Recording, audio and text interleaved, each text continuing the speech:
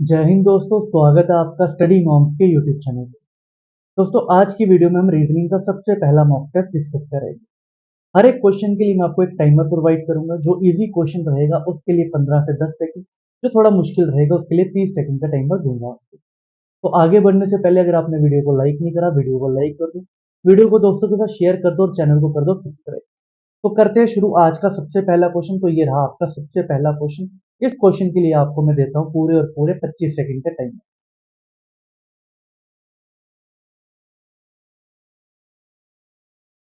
क्या कह रहा है? In a certain code language drape is written as IWFUJ। How is reject written in that code language? तो दोस्तों, जब भी कोडिंग डिकोडिंग का क्वेश्चन आता है ना, तो आपको एक चीज याद रखनी है कि जो आपका वर्ड दिया हुआ है वो आपको ऊपर लिखना है, जो उसका आपको कोड दिया हुआ है वो आपको नीचे लगाना है, और सबसे पहले प्लेस वैल्यू लगानी है। और प्लेस वैल्यू में एक चीज याद रखना कि पीछे नहीं लिखनी रफ शीट पे, प्लेस वैल्यू याद करनी है। क्योंकि जो क्वेश्चन 10 से 15 सेकंड में होता है, अगर आपको वो याद नहीं होगी, उसी क्वेश्चन पे आप 1 से 1.5 मिनट लगा दोगे, जो 1.5 मिनट आपको बहुत नीचे ले जाएगा बाकी स्टूडेंट्स से। ठीक है, तो चलिए सबसे पहला क्वेश्चन देखते हैं। तो सबसे पहले ड्रेप लिख लेते हैं, DRAPE।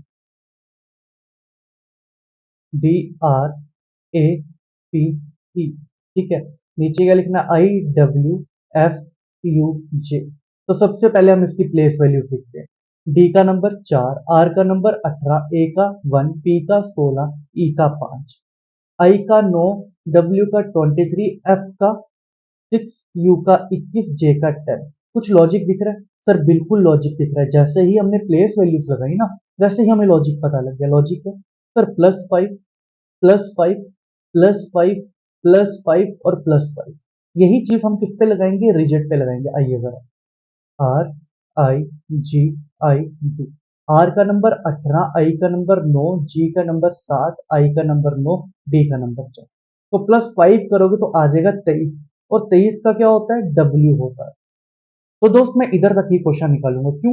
क्योंकि जब भी कोडिंग डिकोडिंग के क्वेश्चन करो तो ऑप्शंस भी देख लेना। कभी एक बार पूरा क्वेश्चन सॉल्व करने की जरूरत ही नहीं पड़ती। देखो, सबसे पहले डब्ल्यू एन और डब्ल्यू सिर्फ और सिर्फ सी ऑप्शन में मेरे को दिख रहा है, और मैं सीधे टिक कर दूंगा। आगे अगर मैं करूंगा तो वो टाइम वेस्ट होगा। यही छोटी छोटी चीजें हैं जो हमें सीखनी है। यही छोटी छोटी चीजें हैं जो हमारा 20 क्वेश्चन अगर आते हैं रीजनिंग के, वो 10 से 15 मिनट में कैसे होंगे। ठीक है, चलिए आगे जरा ये क्वेश्चन करके बताइए। इसके लिए आपको देता हूं मैं 15 सेकंड का टाइम। बोला some A are B, some B are C. Conclusion दिया हुआ आगे, तो देखते हैं क्या कर सकते हैं इसमें। आइए जरा देखते हैं क्या करते हैं। हो गया आपके 15 सेकंड कंप्लीट। तो दोस्त बोल रहे some A are C, some A are B sorry, और सम बी आर सी, यही है। हाँ जी सर। पहला कंक्लूजन क्या बोल रहा है? All A are C. क्या ऑल ए आर सी हो सकते हैं? सर पॉसिबिलिटी है। ठीक है, और दूसरा क्या बोल रहा है? No A are C. दोस्तों अब यहाँ पे एक प्रॉब्लम आती है, देखो ध्यान से। ऑल ए आर सी हो सकते हैं ना, सारे के सारे ए सी हो सकते हैं, पॉसिबिलिटी तो है या नहीं वो अलग बात है, क्योंकि पॉसिबिलिटी तो है, बिल्कुल है। ये इस तरह से इसकी पॉसिबिलिटी वाली फिगर बन सकती है? सर बिल्कुल बन सकती है। अगर दोस्त ये पॉसिबिलिटी वाली फिगर बनती है, डाउटफुल में अगर ये वाला सही हो जाता है, तो नो ए आर सी वाला गलत नहीं हो जाएगा? अगर सारा का सारा ए सी के अंदर है, तो कोई भी ए सी के अंदर नहीं है, ये कैसे हो सकता है? तो ये डाउटफुल में यहाँ पे फिर क्या हो जाएगा? गलत हो जाएगा। तो ये जो है ये क्या हो जाएगी? कॉन्ट्राडिक्ट कर जाएगी स्टेटमेंट। जब दोस्त कॉन्ट्राडिक्ट करती है स्टेटमेंट, तो ऑप्शन क्या लगता है? ईदर वाला ऑप्शन लगता है। अब इसको करने का एक और तरीका भी है, वो क्या है? जब भी जब भी कंक्लूजन में ऑल और नो दिखे और एलिमेंट सेम हो, और दोनों की दोनों कंडीशंस जो है क्या हो? डाउटफुल हो, तो आप सीधे ईदर को टिक कर सकते हैं। अब जिस एस्पिरेंट को डाउटफुल वाला नहीं पता, तो उसके लिए ये क्वेश्चन मुश्किल हो जाएगा। ठीक है ना? तो अब ये एक्सेप्शन नहीं है कोई दोस्त, ये कंसेप्ट है। ठीक है ना? कुछ बोलते हैं कि ये एक्सेप्शनल क्वेश्चन है, एक्सेप्शनल नहीं है। ये सही कंसेप्ट है, इसको एक्सेप्शनल बोलना बहुत बड़ी बेवकूफी होगी। ठीक है ना? ये है कंसेप्ट जो बच्चों ने पूरा समझा नहीं होता। अगर आपने समझा तो बहुत अच्छी बात है। चलिए अगले क्वेश्चन पे जरा ये वाला करके बताइए। इसके लिए ले लो आप 15 सेकंड, काफी है। All TV are LCD, some LCD are LED. Conclusion दिया हुआ है। तो आपके यहाँ पे होते हैं पूरे के पूरा 15 सेकंड खत्म। तो चलो देखते हैं। बोल रहे ऑल टीवी आर एलसीडी, सारे के सारे टीवी जो है वो क्या है, एलसीडी है। होते तो नहीं है बट इन्होंने बोला तो मान लेते हैं, ठीक है ना। सम LCD are LED, some LCD are LED, ठीक है, ये बना दिया। हाँ जी सर यही बनना था, बिल्कुल यही बनना था, ऐसी ही वेन डायग्राम बननी थी। कंक्लूजन क्या बोल रहा है, some LED are TV, some LED are TV. Sir जा सकते हैं बट अभी के लिए डाउटफुल में ये गलत हो जाएगा। बोल रहा है all TV being LED is a possibility. बोल रहा है जितनी भी एलईडी है कि जितने भी टीवी हैं वो एलईडी बन सकते हैं, बिल्कुल बन सकते हैं, पॉसिबिलिटी है तो ठीक हो जाएगा। तो इसका आंसर क्या आएगा, इसका आंसर आ जाएगा only two conclusion follow, only two conclusion follow, ठीक है दोस्त। जब भी फ्लॉग्स का क्वेश्चन लगाते हो ना दोस्त, तो एक चीज याद रखो, डाउटफुल में गलतियां डाउटफुल में सही करना सीखो। क्योंकि जब अगर ऐसा करना सीखोगे, जब ईदर वाला केस आएगा तो ठीक कर लोगे। अगर आप सीधे गलतियां सीधे सही करते हो तो मैं एक चीज का 100% श्योर हूं कि आप ईदर वाला क्वेश्चन गलत करके आ जाओगे, ठीक है दोस्त। चलिए अगले क्वेश्चन। ये लीजिए नंबर सीरीज का क्वेश्चन है, सिंपल क्वेश्चन है, इसके लिए भी 15 सेकंड काफी।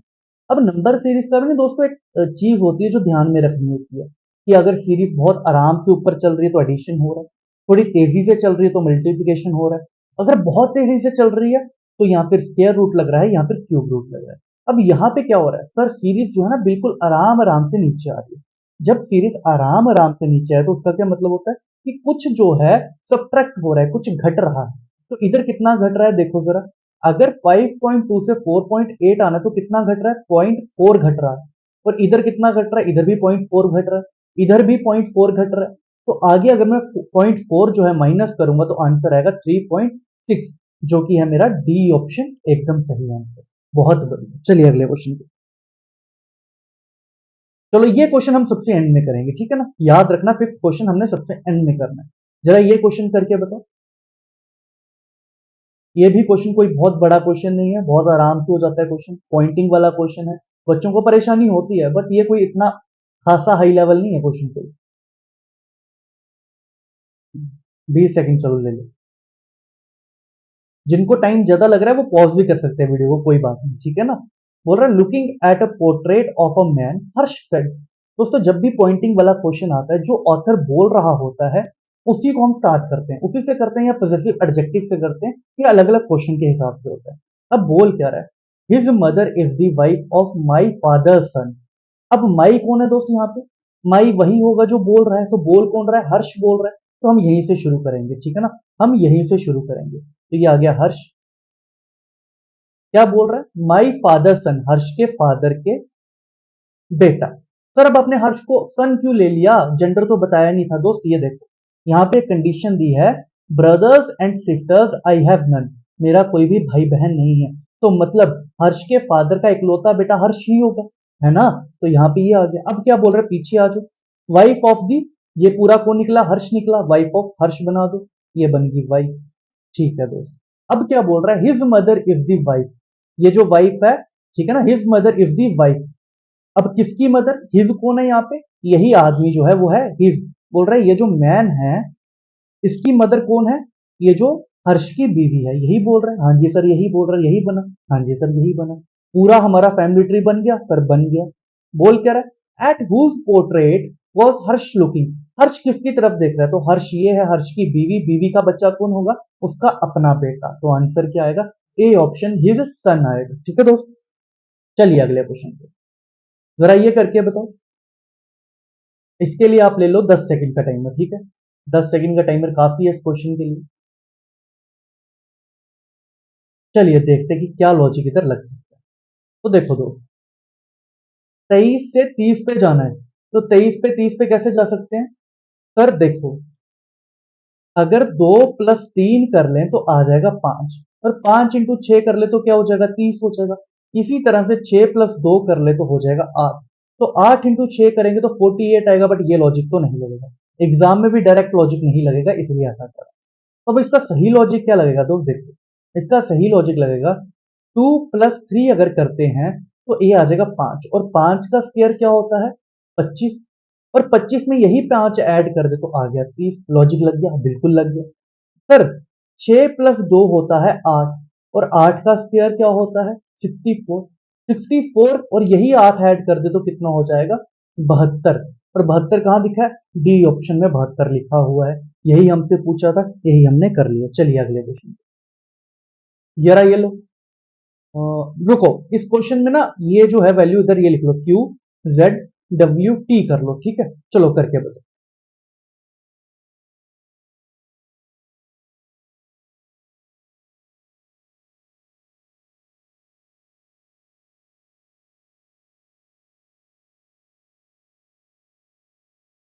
आइए जरा देखते हैं क्या बोल रहा है। देखो दोस्त, सबसे पहले हम क्या लिखेंगे वर्ड और उसके नीचे उसका कोड।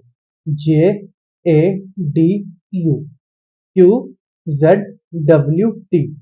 तो अब इधर क्या लॉजिक लग रहा है, सबसे पहले नंबरिंग लगा लेते हैं। जे का होता है 10, ए का 1, डी का 4, यू का 21, क्यू का 17, जेड का 26, डब्ल्यू का 23, टी का 20। तो सर इधर लॉजिक क्या लग रहा है, आओ जरा देखें लॉजिक। सर देखो, जे और की का कुछ ऑपोजिट है, ये ऑपोजिट है सर, दोनों जो है इन दोनों का जो रिश्ता है वो ऑपोजिट है। सर ए और जेड जो है, यहाँ तो सर -1 होगा, यहाँ तो ऑपोजिट होगा, क्योंकि ए -1 जो है जेड भी होता है और ऑपोजिट भी होता है। डी का ऑपोजिट क्या होता है डब्ल्यू होता है। सर यहाँ पे देखो सर यू और -1 करा, यानी कि लॉजिक क्या लगा ऑपोजिट और -1 का लॉजिक लगा। बच्चों ने यही करा होगा, तो यही ईयर पे लगाया होगा। तो चलो लगा लेते हैं Y E A R. Y का 25, ई का 5, ए का 1, आर का 18। सर वाई का ऑपोजिट मारेंगे आ जाएगा बी, इसका -1 करेंगे डी, इसका ऑपोजिट मारेंगे जेड, इसका -1 जब मारेंगे हम तो क्या आएगा 17। तो 17 पे क्या होता है सर क्यू होता है, बी डी जेड क्यू। पर सर ये तो ऑप्शन में है ही नहीं, सर ये तो ऑप्शन में है ही नहीं। सर आपने रॉन्ग पोल डाल दिया, आपने ऑप्शन ही गलत दे दिया। अरे ऑप्शन गलत नहीं है, इधर लॉजिक कुछ और है। इधर जो लॉजिक है दोस्त वो पता क्या है, देखो ध्यान से। जो कॉन्सोनेंट है ना, जो कॉन्सोनेंट है वहां पे लग रहा है ऑपोजिट, और जो वॉवल है ना वो -1 पे चल रहा है। Vowel -1, consonant opposite. तो जरा देखो, अब ईयर का लगा के देखो जरा, लगता है कि नहीं लगता, आओ जरा। Y E A R, Y का 25, ई का 5, ए का 1, आर का 18। सर कॉन्सोनेंट है तो कॉन्सोनेंट का ऑपोजिट लगेगा, लगा लो बी। सर वॉवल है -1 करो डी, सर वॉवल है -1 करो जेड। सर कॉन्सोनेंट है ना, ऑपोजिट लगाओ। I R Indian Railway, B D Z I, देखो ए ऑप्शन निकला कि नहीं निकला। तो इस तरह के लॉजिक्स भी आपके लगते हैं दोस्त, ठीक है। चलिए अगले क्वेश्चन पे जरा ये करके बताओ। ऐसे तो ये 5 सेकंड का क्वेश्चन है, ठीक है ना, ट्रिक के साथ। बट इसका मैं बेसिक भी बता दूंगा अभी, ठीक है ना। अभी बेसिक से ही सॉल्व करेंगे, तो 15 सेकंड के बाद करते हैं, ठीक है। करो सॉल्व। चलिए देखते हैं, आओ जरा। One evening before sunset Rekha and Hema were talking to each other face to face. यानी कि इस तरह से अगर रेखा ये है तो हेमा इधर होगी, ठीक है, या हेमा उधर, इधर कर लो, कोई प्रॉब्लम नहीं, ठीक है। अब क्या बोल रहा है, इफ हेमा शेडो, अगर हेमा की shadow was exactly to right of Hema, जिसकी शेडो है कोई मतलब ही नहीं है किसके राइट या किसके लेफ्ट पे पड़ रही है, हमें उससे मतलब होता है। किसके राइट पे पड़ रही है, हेमा के राइट पे। अगर हेमा इधर को देख रही है, हेमा का राइट कहाँ होगा, ऊपर को होगा, तो यहाँ पे शेडो पड़ेगी, शेडो पड़ेगी यहाँ पे, ठीक है ना, क्योंकि राइट ये होगा। तो अगर शेडो यहाँ पड़ रही है तो ये कौन सी डायरेक्शन हो जाएगी, इवनिंग में ना सूरज वेस्ट में होता है और उसकी शेडो ईस्ट में पड़ती है, तो ये डायरेक्शन क्या आ जाएगी, ईस्ट आ जाएगी। अगर दोस्त ये ईस्ट है तो ये कौन सी डायरेक्शन हो जाएगी इसके, वेस्ट हो जाएगी। अगर ये वेस्ट है और ये ईस्ट है तो ये कौन सी हो जाएगी, ये हो जाएगी नॉर्थ। ये हो जाएगी नॉर्थ, सॉरी यहाँ पे साउथ होगी, यहाँ पे आ जाएगी नॉर्थ। ये आ जाएगी नॉर्थ, क्यों, क्योंकि नॉर्थ से क्लॉकवाइज चलने में सबसे पहले क्या आता है, ईस्ट आता है।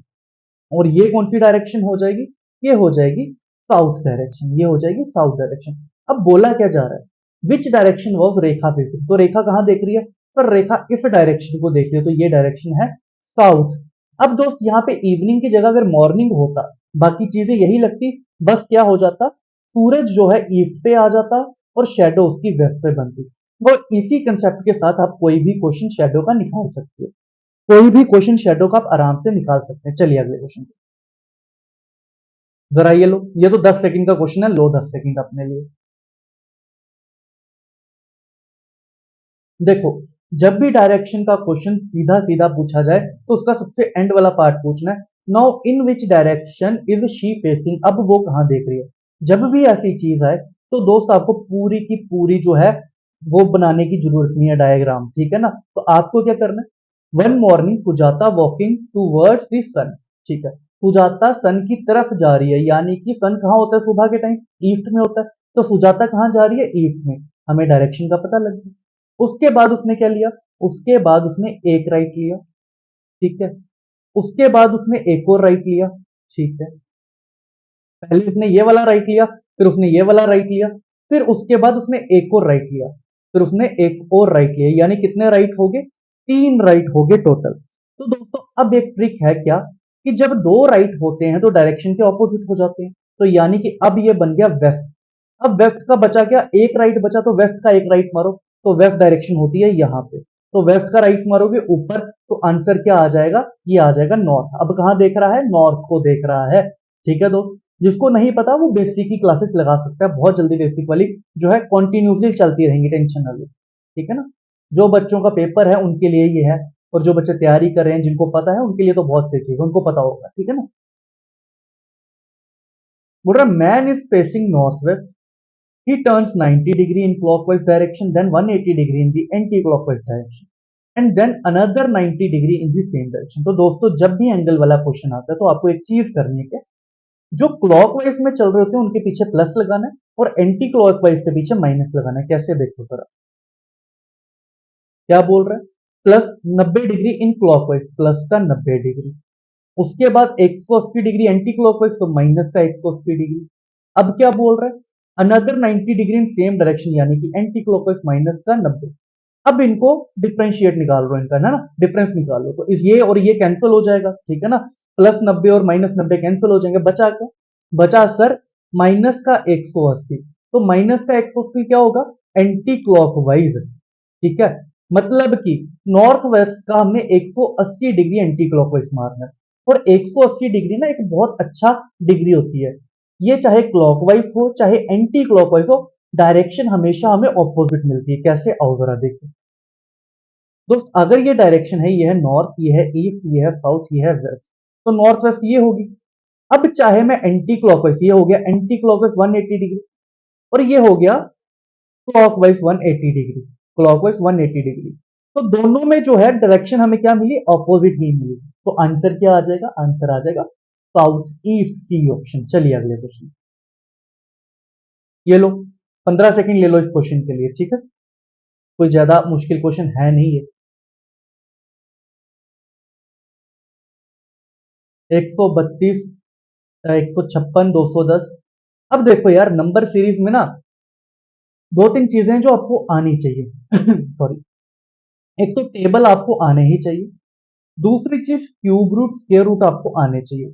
अब जिस बच्चे को टेबल आते होंगे ना वो यहाँ पे क्वेश्चन कर लेगा, कैसे सर 132 जो होता है ना, अगर हम 11 × 12 करते हैं तो 132 आता है, उसको पता चल जाएगा। सर 12 × 13 करते हैं तो 156 आता है, तो लॉजिक दिख गया, हाँ जी सर। तो अब क्या आएगा, 13 × 14, तो 13 × 14 कितना हो जाएगा, वो हो जाएगा 182। तो आंसर क्या आ जाएगा, 182 आपका आंसर आ जाएगा, ठीक है दोस्त। टेबल की ही गेम थी सारी, ठीक है, तो टेबल्स याद होने चाहिए। जरा ये लो,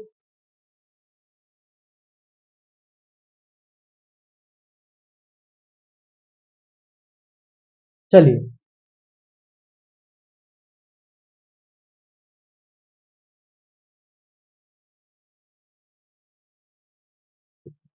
आओ जरा देखें। तो दोस्त इधर पता है क्या लॉजिक लगा है, देखो 8 से 14 पे कैसे जाया जाए, तो 8 से 14 पे जाया जा सकता है, 8 × 2 16 -2, पर फिर आगे प्रॉब्लम हो जाएगी। तो इधर जो लॉजिक लगा है, अगर हम 8 × 1.5 करें तो आ जाएगा कितना, 12, और 12 + 2 करें तो 14 आ गया, हाँ जी सर। अगर 14 × 1.5 करें तो कितना हो जाएगा, ये हो जाएगा आपका 21, और 21 से 24 जाने के लिए सर +3 कर देते हैं ना, तो ये हो गया 24, ठीक है। अब 24 × 1.5 करेंगे तो आपका आ जाएगा 36, ठीक है। 36 में कितना ऐड करेंगे, 40 है, 4 ऐड कर देंगे, वही सीरीज चल रही है, ठीक है। तो ये आ गया 40। अब 40 × 1.5 करेंगे तो आ जाएगा आपका 60, तो 60 + 5 करना पड़ेगा, तो कितना हो जाएगा, 65। तो आंसर क्या आ गया, ए ऑप्शन 65 इसका आंसर आ गया आराम से। चलिए अगले क्वेश्चन। जरा ये लो।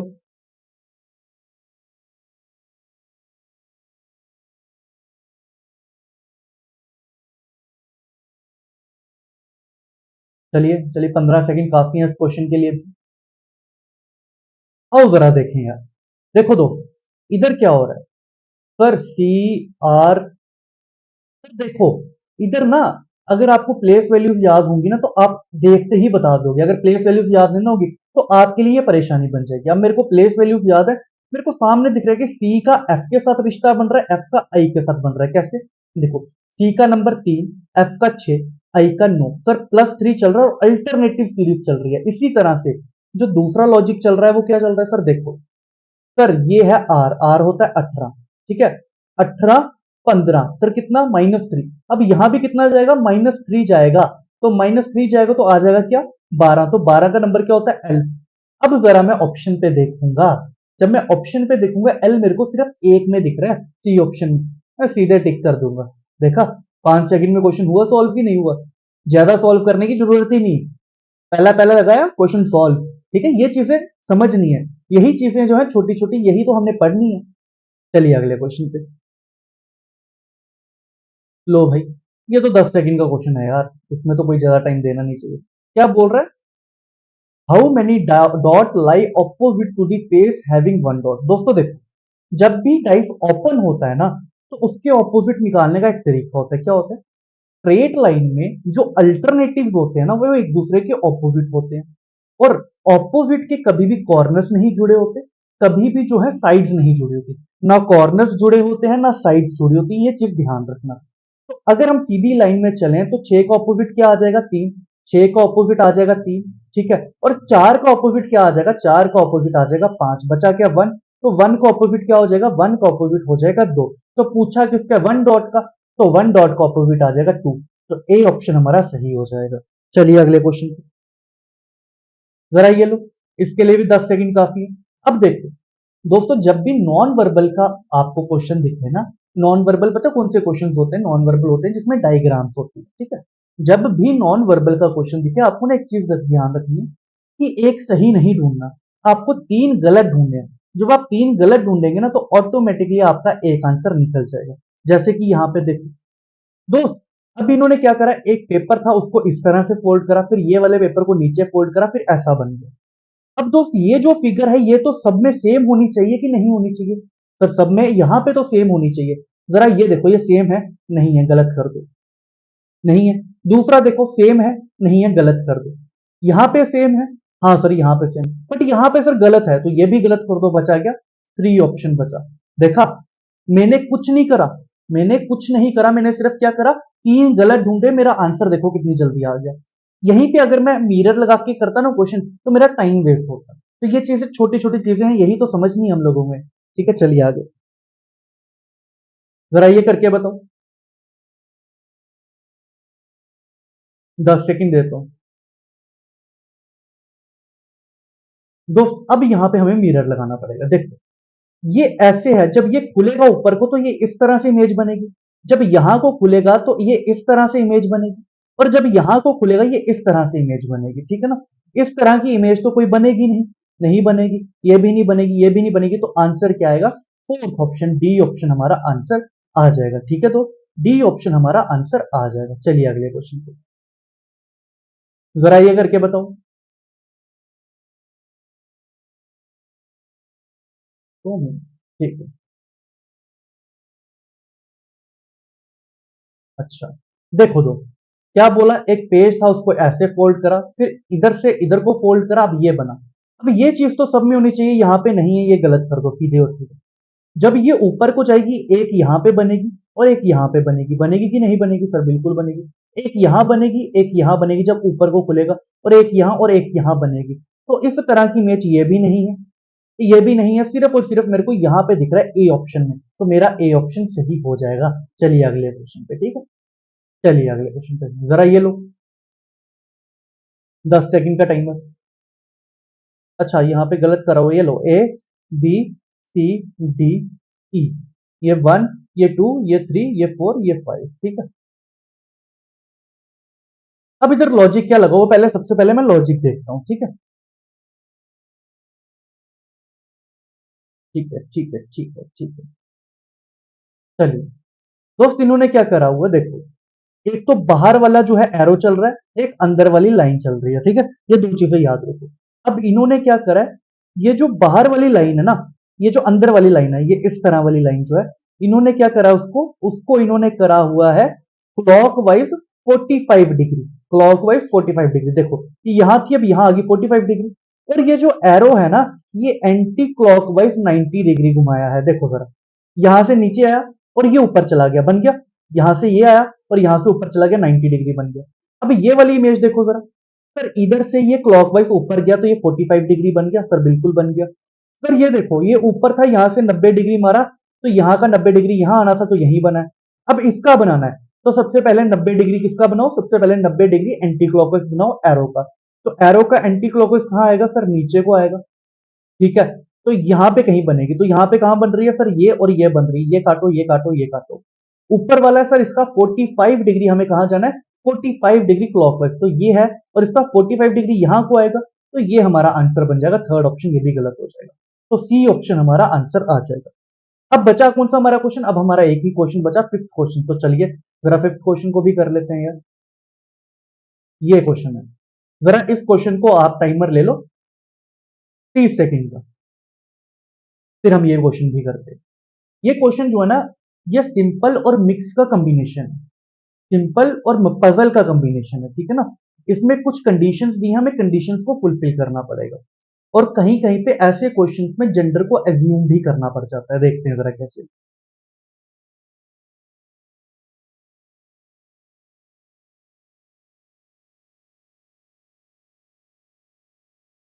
चलिए देखते हैं, आओ जरा देखो दोस्त, क्या बोल रहा है, A B C D E and F, ठीक है? कितने, 6 पर्सन हैं, और इन्होंने एक कंडीशन दिया, there are 2 father 3 brothers and a mother in a group. 2 बाप हैं, 3 भाई हैं और एक माँ है, ठीक है? अब देखो, C is the sister of F, C जो है सिस्टर है किसकी, एफ की, बना दी हमने, बिल्कुल sir. B is the brother of E is husband, sir जब ना पता लगे तो उस स्टेटमेंट को थोड़ी देर के लिए होल्ड पे रखो, ठीक है? बोल रहा D is the father of A and grand father of F. And किसके लिए यूज होता है, एंड और बट जो यूज होता है पिछली स्टेटमेंट के पहले बंदे के लिए, यानी सब्जेक्ट के लिए। whom, whose और who जो है वो यूज होता है पिछली स्टेटमेंट के लास्ट बंदे के लिए, ठीक है ना? यहाँ पे लिख लेता हूं, एंड और बट यूज होता है सब्जेक्ट के लिए, who, whom जो होता है वो होता है ऑब्जेक्ट के लिए, ठीक है? ये चीज याद रखना। क्या बोल रहे, डी जो है फादर है ए का और ग्रैंड फादर है एफ का, यानी कि डी जो है फादर है किसका, डी जो है फादर है ए का और ग्रैंड फादर किसका, एफ का। तो बना दिया हमने, सर बिल्कुल बना दिया। अब क्या बोल रहा है, पिछली स्टेटमेंट में आ जाओ। अब हमें कितने मिल गए, एक सर फादर मिल गया हमें, एक फादर मिल चुका है, बट हमें कितने फादर चाहिए सर, हमें 2 फादर चाहिए, हमें अभी सिर्फ एक मिला है। तो अब ये वाली कंडीशन हमें इस हिसाब से बनानी होगी कि हमें जो है 3 भाई भी मिल जाए और एक मदर भी मिल जाए। तो दोस्त इधर लगेगा हमारा पजल वाला कंसेप्ट। अगर क्या बोल रहे हैं, B is the brother of E husband, B जो है ई के हस्बैंड का भाई है। तो अगर मैं ई को मैं ये बना दूं और ई का हस्बैंड बना दूं मैं ए, और इसका भाई बना दूं बी, तो यहां पे मेरे को मिल गए सर 2 फादर, आपको मिल गए। एक फादर ये हो गया, एक फादर ये हो गया, दूसरा फादर ये हो गया, 2 फादर मिल गए, सी सर मिल गए। अब हमें 3 भाई भी तो चाहिए सर, एक भाई ये हो गया, दूसरा भाई ये हो गया। अब तीसरे भाई के लिए सर एक काम करते हैं ना, एफ को हम प्लस बना देते हैं, क्योंकि कंडीशन तो फुलफिल करनी ही पड़ेगी, कंडीशन तो फुलफिल करनी पड़ेगी, तो इसको हम भी प्लस बना देते हैं, तो 3 भाई बन गए। अब एक मदर भी चाहिए तो मदर ऑलरेडी हमारे पास थी, ई। पूछ क्या रहा है, हु इज दी मदर, तो ई हमारी मदर है, ई हमारी मदर है। तो दोस्त ये रहे हमारे आज के 20 क्वेश्चंस। आई होप आपको 20 क्वेश्चंस अच्छे लगे होंगे, बीच में क्वेश्चंस का लेवल भी अच्छा था। तो आप अपने कमेंट्स में स्कोर बता देना अपना कमेंट्स में कि कितना स्कोर आपने करा है आज के 20 क्वेश्चंस में। तो बेसिक की भी जो वीडियोस हैं वो साथ साथ में चलती रहेंगी। तो आज के लिए दो इजाजत, थैंक यू सो मच, मिलते हैं अगली वीडियो में, तब तक के लिए थैंक यू सो मच, जय हिंद।